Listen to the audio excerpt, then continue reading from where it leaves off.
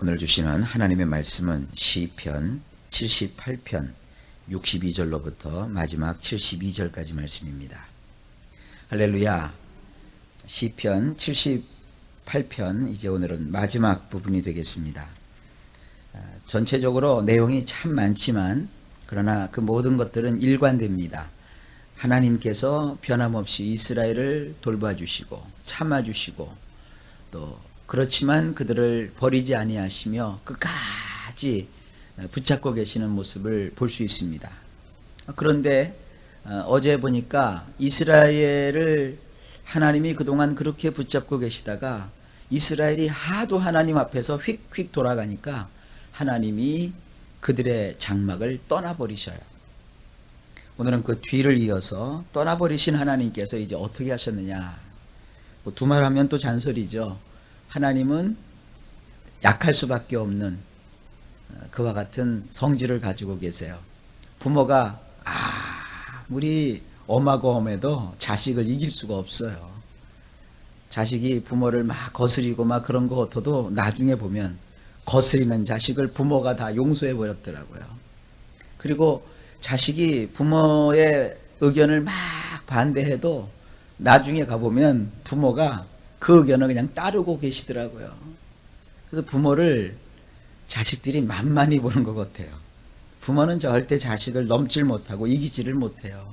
힘이 없어서도 아니고 무능해서도 아니죠. 자식이기 때문에.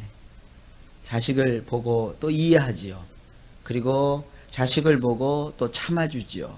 하나님도 마찬가지세요. 휙휙 돌아서는 이스라엘을 하나님께서 결국은 떠나세요. 그런데 하나님 마음이 약해지셨어요. 그냥 영원토록 안 보시는 게 아니에요. 하나님이 이번에는요, 이스라엘을 이끌 정말 성실한 자 한 사람을 세워주세요. 그지 누구냐 하면은 다윗입니다. 이 다윗은 장차 오실 예수 그리스도를 상징한다는 것을 여러분들이 감을 잡으셨을 거예요. 결국 하나님은 다윗의 그 성실함을 하나님께서는 그대로 받으셔서 그 다윗을 통하여 이스라엘을 이끌게 하십니다. 이건 결국 뭡니까? 영원한 구원자가 되시고 선한 목자가 되시는 예수 그리스도를 하나님이 반역하고 범죄한 그들을 위해서 보내시는 거예요. 그 덕분에 우리가 예수를 믿고 이렇게 건짐을 받고 구원을 받았지 않습니까? 자, 그와 같은 내용을 담고 있습니다. 62절. 그 백성을 또 칼에 붙이사 그의 기업에게 분내셨으니, 원문은 이렇습니다. 그분은 칼에 그 백성을 붙이셨고 그분의 기업에 대하여 경노하셨도다. 그렇죠. 그들이 계속해서 하나님을 배반하고 거역하고 획 돌아서고 그리고 하나님이 가장 싫어하시는 우상을 만들고 우상을 숭배한단 말이에요. 그러니까 하나님께서 그들을 칼에다가 붙여버리세요. 칼이 와서 그들을 다 징벌을 해요. 죽음을 당한 것이죠. 그리고 그분이 기업으로 여겼던 그분의 기업에 대해서 하나님이 경노하세요. 굉장히 화가 나신 거예요. 그래서 어떤 일이 벌어졌어요? 63절입니다. 저의 청년은 불에 살라지고 저희 처녀에게는 혼인 노래가 없으며, 원문은 이렇게 되어 있습니다. 그들의 젊은이들은 불에 삼키워졌고 그들의 처녀들은 노래 부를 일이 없도다. 대적이 쳐들어와서 그 땅을 다 칼로 쳐서 회파하고 그 땅의 것을 다 불살라버린 거예요. 그러니 거의 젊은이들은 다 불에 삼켜졌죠. 젊은 사람들은 뭡니까? 전쟁에 나가서 싸우는 자들이잖아요. 그들이 패배를 당한 거예요. 그래서 다 모조리 목숨을 잃어버렸어요. 그런데 남자들이 다 죽었으니까 여자들은 자기 짝이 없는 거 아니겠습니까? 그러니까 처녀들이 노래 부를 일이 없는 거예요. 여전히 노래라고 하는 것은 특별히 혼인잔치 때 부르는 노래를 뜻해요. 뭐가 있어야 될 거 아닙니까? 밤하늘의 별을 봐야 자식을 낳는다 그러나요? 그런 말이 있잖아요. 짝이 없는데 무슨 혼인 노래를 부르겠어요? 그러니까 하나님은 그 땅의 젊은이들을 싹 다 죽여버리신 거예요. 굉장히 무서운 얘기죠. 64절. 저의 제사장들은 칼에 엎드러지고 저의 과부들은 애곡하지 못하였도다. 원문은 이렇습니다. 그들의 제사장들은 칼로 인하여 무너져 내렸고 그들은 과부가 되었어도 슬피 울지도 못하는구나. 자, 제사장은 뭐 하는 사람들입니까? 제사장들은 칼을 들고 일어나는 자들이 아니라 칼을 들고 일어난 사람들의 죄를 용서해 주기 위해서 하나님 앞에 제사를 지내주는 건데 제사장들마저도 다 칼로 인해서 죽어버렸어요. 그러니까 그들이 죄를 졌어도 어디에 가서 용서를 구할 수도 없게 된 거예요. 그리고 과부들이 막 생기는 겁니다. 전쟁은 대개 남자들이 치르니까 과부가 되었어도 슬피 울지도 못하는 거예요. 너무나도 그 상황이 안타까운 것이죠. 자기 남편이 죽었는데도 울지도 못하는 거예요. 이 얼마나 하나님 앞에서 아주 애통하고 비통한 그런 모습입니까? 하나님을 배반하면 이런 일을 이스라엘이 겪게 되는 것이죠. 그런데 65절을 한번 봅니다. 때 주께서 자다가 깬 자같이 포도주로 인하여 외치는 용사같이 일어나사. 이게 원문을 보면 이걸 어떻게 해석해야 되는가 참 난해 구절 중에 하나인데 이렇게 해석을 할 수 있습니다. 자던 자 같으시던 주님께서 이제 깨어나셨도다. 강한 용사였지만 그동안 술에 쩔어서 맹놓고 있던 분 같았는데 말이다. 자, 이제부터 상황이 싹 바뀌어요. 하나님의 마음이 바뀐 거죠. 자던 자 같으시던 주님이 이제 깨어나셨어요. 주님이 깨어 계셨으면 이스라엘이 칼을 맞지 않죠. 그게 표현이 참 놀라운 거예요. 하나님은 마치 어디 들어가셔서 주무신 것처럼 이스라엘이 그렇게 원수들에게 당했는데도 코빼기도 안 보이시는 거예요. 그러면 이 장면에서 하나님 어디 가셨습니까? 이렇게 할 수가 없죠. 이스라엘이 지네들이 잘못해놓고 지네들이 매를 맞는 거였거든요. 그래서 하나님께서는 전혀 기색도 안 하신 것 같았어요. 그리고 전쟁이 났으면 강한 용사가 나타나서 그 백성을 위해서 싸워줘야 되잖아요. 그런데 하나님을 보니까 마치 용사가 잔뜩 술을 먹어서 술에 취해가지고 혹은 술에 쩔어서 맹놓고 있으니까 싸울 수가 없잖아요. 그러니까 하나님을 지금 이렇게 표현하고 있어요. 강한 용사이시지만 그분은 그동안 술에 쩔어서 맹놓고 있었던 분과 같았었다. 그런데 그 하나님이 이제 어떻게 하셨어요? 일어나셨다는 거예요. 하나님이 다시 일어나셨다는 거예요. 그래서 어떤 일을 벌이셔요? 66절입니다. 그 대적을 쳐 물리쳐서 길이 욕되게 하시고. 원문은 이렇습니다. 그분은 그분의 대적들을 때려서 뒤로 물리치시어 그 치욕스러움을 길이길이 그들에게 안겨주셨도다. 자, 이거는 두 가지로 해석을 할 수 있어요. 하나는 긍정적으로 해석할 수 있어요. 이제 이스라엘을 향하여 하나님이 뜻을 돌이키시고 다시 오셔서 그들의 대적을 물리쳐 주셨다. 이렇게 해석할 수도 있고요. 두 번째로는 부정적으로 해석할 수 있습니다. 하나님께서 이스라엘이 그렇게 못된 짓을 하니까 가만히 안 계신 것처럼 계시다가 이제 하나님이 일어나셔서 하나님이 직접 그 못된 이스라엘을 대적으로 삼으셔갖고 치셨다. 이렇게 해석할 수가 있어요. 두 가지 다 해석이 가능합니다. 어쨌든 그 다음으로 이제 넘어가 봅시다. 67절. 또 요셉의 장막을 실어버리시며 에브라임 지파를 택하지 아니하시고. 원문은 이렇습니다. 그분은 요셉의 천막을 거절하셨으며 그분은 에브라임 지파를 선택하지 않으셨도다. 하나님께서는 일어나셔가지고 뭐 이스라엘을 치셨든지 아니면 이스라엘을 그동안 괴롭혔던 자를 치셨든지 어쨌든 하나님은 그동안 함께 하셨던 그렇지만 하나님을 거역하고 배반했던 그 요셉의 천막을 거절하셨어요. 그리고 에브라임 지파를 선택하지 않으셨어요. 그러니까 여기 그냥 요셉과 그 다음에 에브라임이 도매급으로 그냥 넘어왔거든요. 근데 이들은 하나님께 범죄했다는 것이죠. 이들은 하나님께 거역했다는 것이죠. 하나님께서 이 거역했던 백성들을 어떻게 하시느냐? 하나님께서 이제 거절하셨다는 거예요. 더 이상 쟤네들에게는 뭘 안 맡기시겠다는 거예요.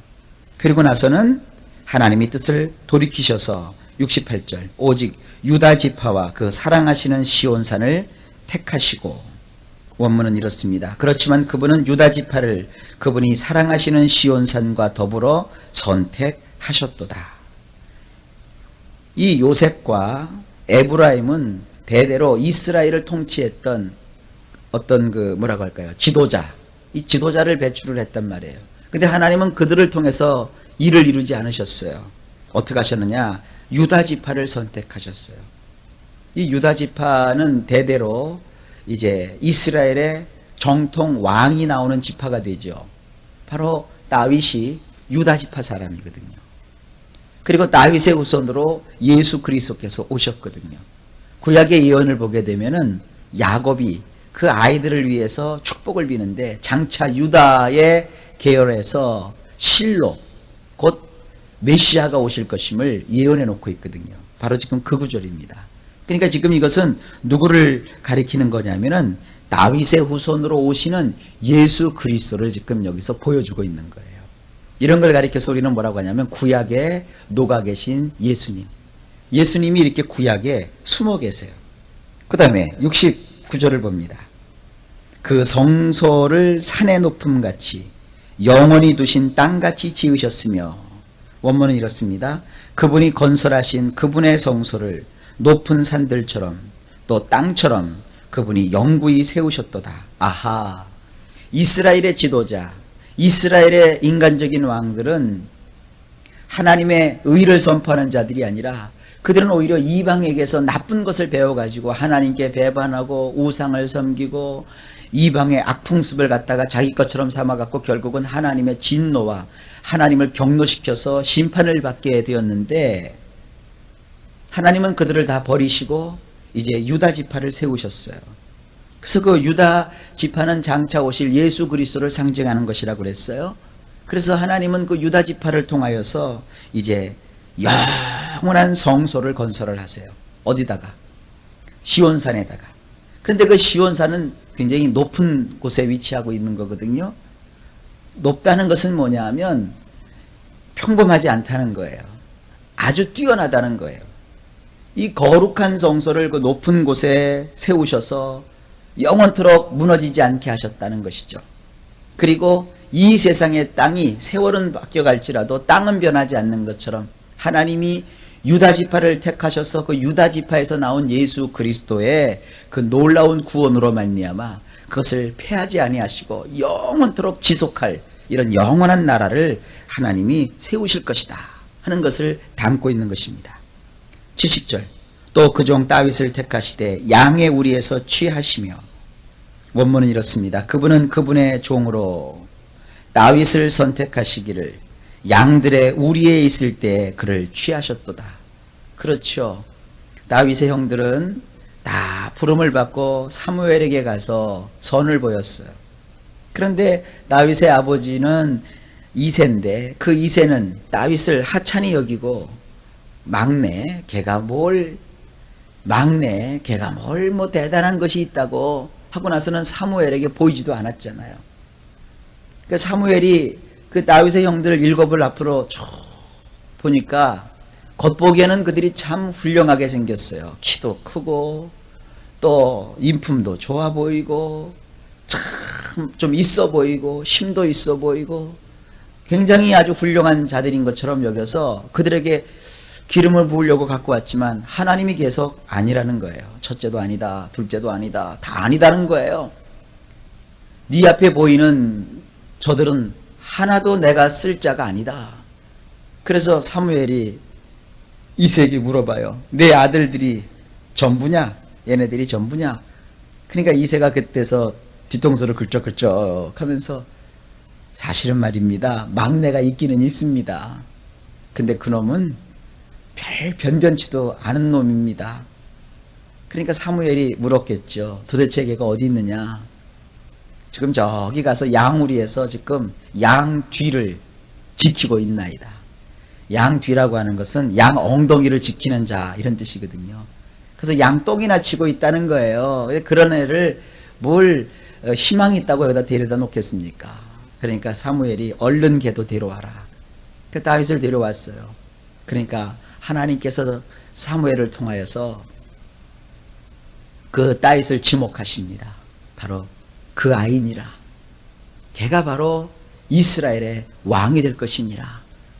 그래서 그날로 사무엘이 그 다윗의 머리에 기름을 붓잖아요. 그래서 왕으로 점 찍어 놓습니다. 이 다윗이 훗날 이스라엘의 왕이 되는 거예요. 바로 지금 그것을 말씀하고 계시는 겁니다.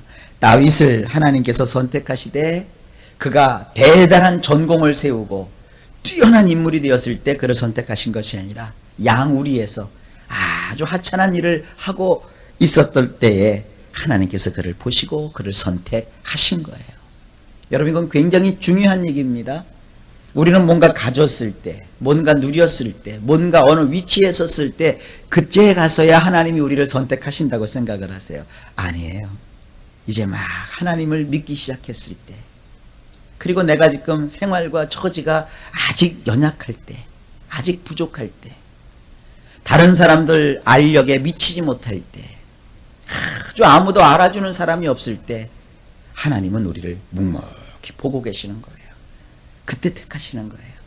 그러니까 성경은 뭐라 그래요? 하루하루 누가 보든지 안 보든지 항상 하나님이 나를 보신다 하는 생각을 가지고 최선을 다하는 거예요. 하나하나 하나님이 나를 다 보고 계시는 거예요. 그래서 내가 가장 어려울 때, 연약할 때, 부족할 때 하나님이 나를 보시고 그때 나를 선택하신 거예요. 그 아버지 이새는 다윗이 양에 똥이나 치고 있을 때는 거기서 특별한 능력을 보질 못했어요. 그러니까 자기 자식이지만 그 아들의 능력을 아버지는 전혀 보질 못했어요. 에이구, 그냥 양이나 치다가 어떻게 그냥 자기 짝 만나가지고 인생이나 어렵지 않게 살았으면 좋겠다. 그러나 하나님은 아니죠. 성실하게 양을 지키고 양의 그 배설물을 처리하고 그렇게 허접한 일을 하고 있는 다윗이지만 하나님이 그를 보시고 쟤는 된다. 내가 쟤를 택해야 되겠다. 그렇게 하셨다는 거예요. 여러분, 하나님의 마음을 여러분들이 잘 헤아려 아실 수 있기를 주의 이름으로 축원합니다. 나중에 여성분들은 권사님이 되고 남자분들은 장로님이 되었을 때나 뭐 교회에서 좀 하는 거, 그거보다는 아직 평신도 시절에, 아직 집사 시절에, 아직 나약한 때에 하나님을 더 성실히 섬기십시오. 하나님이 그때 보시고 선택해 주시는 것입니다. 자, 그 다음에 하나님이 또 자세히 말씀을 하세요. 71절입니다. 전양을 지키는 중에서 저희를 이끄사 그 백성인 야곱, 그 기업인 이스라엘을 기르게 하셨더니, 원문은 이렇습니다. 전 먹는 양의 뒤를 쫓았던 그를 이끌어내사 그분의 백성인 야곱을, 그분의 기업이신 이스라엘을 목양하게 하셨도다. 예, 맞습니다. 왕은 목자가 되어야 되는 거예요. 왕은 백성들의 섬김을 받는 자가 아니라 마치 목자가 되어서 그 백성들의 모든 것들을 돌아봐 주는 것이 왕이에요. 다윗은 양을 정말로 잘 치렀어요. 그래서 양의 배설물을 치워주고 양을 항상 보살펴주고 돌봐주는 성실한 목자였어요. 여기 나오잖아요. 전 먹는 양의 뒤를 쫓았던 그 다윗을 하나님이 보시고 거기서 이제 하나님이 이끌어내셨어요. 네가 양을 돌보듯이 내 백성도 그렇게 돌봐줄 수 있겠다. 그래서 하나님께서 그 다윗을 이끌어내신 거예요. 그래갖고는 이제는 전 먹는 양을 치는 것이 아니라 하나님이 귀하게 여기셨던 하나님의 백성인 야곱의 후손들을, 그분의 기업이신 이스라엘을 목양하도록 하나님이 그렇게 해주신 거예요. 이게 생활의 원리예요. 예수님도 이 말씀하셨죠. 작은 일에 충성하는 자에게 하나님은 큰 일도 맡기시는 거예요. 작은 일에 충성해야 하나님이 그 일을 맡기시는 거예요. 이 세상에는요, 많은 사람들이 꿈을 꿔요. 또 하나님께서 비전도 보여주세요. 환상도 보여주세요. 그래서 이렇게 말을 해보면은 꿈도 알차고 이상도 커요. 굉장한 일을 할 것 같아요. 그런데 하나님은 꿈을 가지고 있다고, 이상만 가지고 있다고 해서 그를 쓰시는 게 아니에요. 얼마나 그가 그에게 맡겨진 현재의 작은 일에 충성을 다하고 최선을 다하느냐, 하나님이 그걸 보시는 거예요. 그래서 꿈이 크고 비전이 있고 이상이 있으면 작은 일부터 충성을 다해야 되는 거예요. 성실하게 하다 보면 하나님께서 반드시 그 꿈을 이루어 주세요. 꿈을 꾸는 자는 많지만 성실하지 못해서, 충성되지 못해서 그 꿈을 바라만 보다가 끝나는 거예요. 우리는 꿈을 꾸는 자, 꿈을 바라보는 자가 아니라 이제는 그 하나님께서 꾸게 하셨던 꿈을 이루는 자, 또 바라봤던 이상을 성취하는 자가 되어야 될 줄로 믿습니다.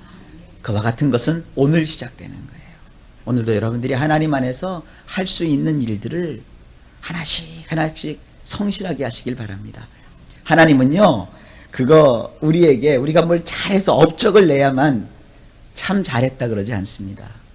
초등학교 가보면 선생님들이, 지금은 어떤지 모르겠어요, 이렇게 도장이 있죠. 여기 참 잘했어요. 별 하나짜리, 별 2개짜리, 별 3개짜리. 근데 그 참 잘해서 찍어주는 거 아니거든요. 선생님들이 이렇게 보고 애들이 잘하면 얼마나 잘하겠어요. 그러나 아주 열심히 하고 애쓰는 그 아이들을 선생님들이 사랑스러운 눈으로 보면서 공책에다가, 노트에다가, 책에다가 도장을 꽝 찍어주죠. 참 잘했어요.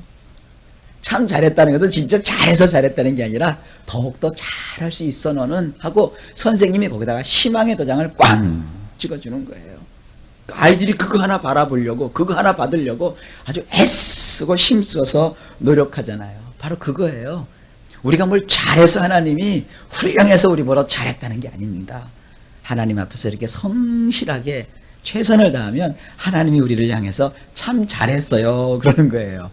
그러니까 오늘 하루 종일 사시다가 오늘 밤에 잠들기 전에 위로부터 하나님이 이렇게 말씀해 주시길 바라요. 오늘도 사랑하는 나의 아들아, 사랑하는 나의 딸아, 참 잘했어요 하고 하나님이 그렇게 칭찬을 해 주실 수 있기를 주의 이름으로 축복합니다. 오늘도 여러분 참 잘했어요 그 말씀 들으셔야 돼요. 그러면 결국 하나님은 여러분의 인생 속에 그렇게 역사해 주시는 겁니다. 마지막입니다. 72절. 이에 저가 그 마음에 성실함으로 기르고 그 손에 공교함으로 지도하였도다. 원문은 이렇습니다. 그는, 다윗이죠. 그는 그 마음의 성실함으로 목양하였고 그의 편손으로 신중하게 지도하였도다. 이게 우리 성경엔 이게 잘 안 나오지만 이 원문 성경으로 보면 이게 확실히 드러나요. 하나님께서 다윗을 선택하셔서 이제는 양을 치는 목자가 아니라 이스라엘이라는 나라를 치는 큰 목자로 삼아주셨어요. 근데 그 다윗이 어떻게 했어요? 작은 일에 충성했던 다윗이 그의 마음의 성실함으로 그 나라를 잘 목양을 했어요. 하나님이 맡겨주신 그 백성들을 잘 양을 아주 행복하게 만들어 주었던 것처럼 그 백성을 다윗은 행복하게 만들어 주었어요. 그리고 여기 그의 편손으로 신중하게 그들을 지도하였도다. 손을 이렇게 감추어 놓지는 않고 다윗이 손을 폈어요. 그 손을 펴가지고 말이죠, 얼마나 부지런하게 백성들을 돌아봤는지 몰라요. 손을 폈어요.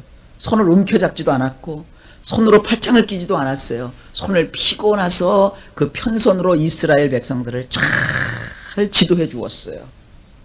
이런 다윗의 모습은 장차 오실 예수님을 내다본 거예요. 여러분 그렇죠? 예수님은 우리의 진정한 목자이세요. 예수님은 그 손을 거두지 아니하시고 그 손을 펴서 우리를 돌봐주고 계세요. 오늘도 주님은 그 손을 펴셔서 우리를 붙잡아 주실 겁니다. 우리가 마음에 힘들고 지쳐 있을 때 우리 어깨를 하나님이 탁탁 예수님이 두드려 주실 거예요. 그리고 우리가 막 슬퍼서 눈물을 막 흘리고 계실 때 우리 예수님도 옆에 와서 울지마 울지마 그러는 게 아니라 우리 예수님도 같이 울어주시는 거예요. 덩달아 괜히 울어주시는 거예요. 울다 보면 예수님은 왜 우세요? 나는 슬퍼서 우는데. 그럼 예수님이 그러신다고요. 나는 슬픈 게 하나도 없는데 네가 슬프니까 내가 슬퍼. 그리고 울어주시는 거예요. 또 내가 좋아서 막 기쁘면 예수님도 덩달아서 막 기뻐해 주세요. 그럼 물어봐요. 예수님 뭐가 이렇게 좋으세요? 나는 좋은 게 없는데 네가 좋아하니까 나도 좋은 거야. 그게 우리 예수님이세요. 그런 예수님이 오늘도 종일토록 우리와 함께 하시는 겁니다. 그 예수님은 우리가 이 세상에서 목숨을 다하는 그날까지 우리와 함께 하셔서 정말로 성실한 다윗처럼 우리를 돌아봐주고 우리와 함께해 주는 것입니다. 다윗은 그 양의 배설물을 처리를 했던 자였어요. 예수님은 다윗처럼 오셔서 우리의 못난 부분, 우리의 더러운 부분, 우리의 부족한 부분까지도 다 맡으셔서 정결하게 해주시고 우리로 하여금 깨끗하게 아주 기분 좋게 살 수 있도록 이끌어 주시는 것입니다. 오늘도 이런 예수님의 은혜가 넘치는 줄로 믿습니다. 예수님이 그 편손으로 오늘도 여러분을 인도하시고 보살펴 주시고 역사해 주신다는 사실을 믿으십시오. 일마다 때마다 그 예수님의 도우심이, 그 평강하심이 오늘도 넘칠 줄로 믿습니다.